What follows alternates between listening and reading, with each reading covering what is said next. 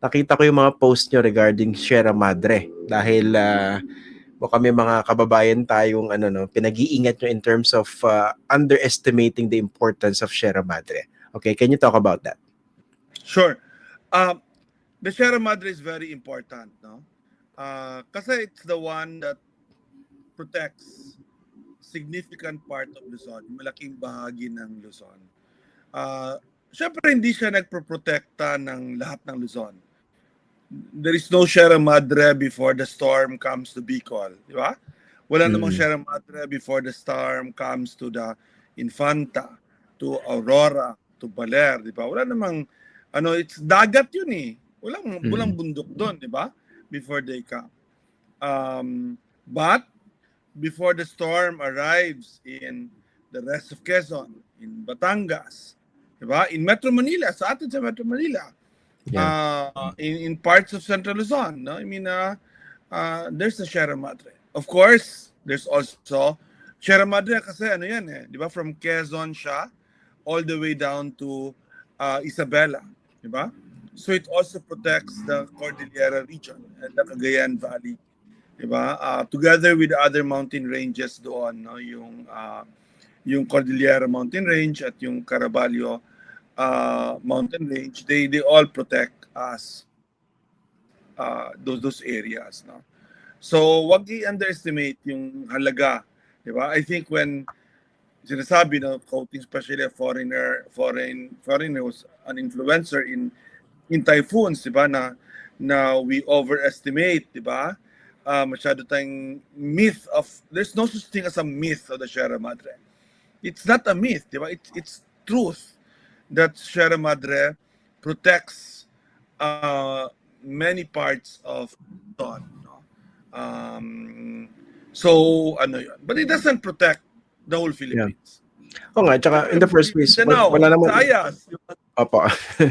I think yun nga, kailangan liwanagin yung misconception na yun, na ito yung talagang protection or shield sa lahat, di ba? Sa buong Luzon, there's no such thing.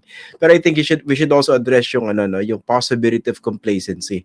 Yung para bang ang laking tulong ng Sierra Madre, especially in the recent typhoons that we experience. Pero baka i-downplay ng iba, hindi naman pala ganun kahalaga yan, di ba? Ano yung mga dapat maalala about the Sierra Madre? May political economy behind that, Christian, di ba? Ito yung mga taong gustong i-log over natin siya, payagan ng quarry, payagan ng mining, di ba? Ito yung mga tao na ayaw nilang protektahan natin yung Sierra Madre, di ba? That's why they underestimate it, di ba? Kaya I really called it out kasi di ba? Napaka-destructive ng information na ganyan, di ba? So we have to be able to tell the truth about that. On the other hand, totoo din yun na the Sierra Madre alone is not enough to protect us, di ba? Tama ang sinabi mo kanina, kailangan comprehensive, no?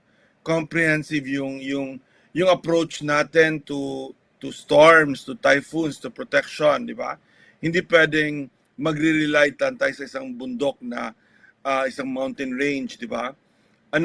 Abuse na rin yung mountain range na yan, di ba?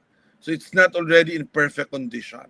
So there are other things that we actually have to do to prepare for disasters, diba? To respond to disasters, to minimize the risk of disaster. Lalo na yung casualties, Christian.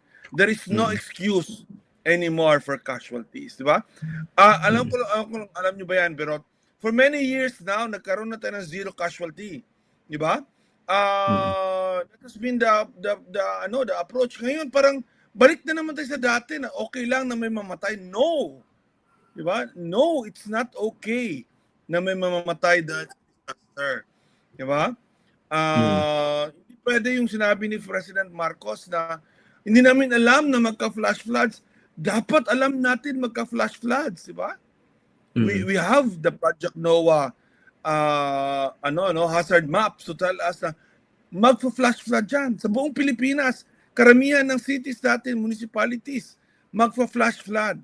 So we have to prepare for that.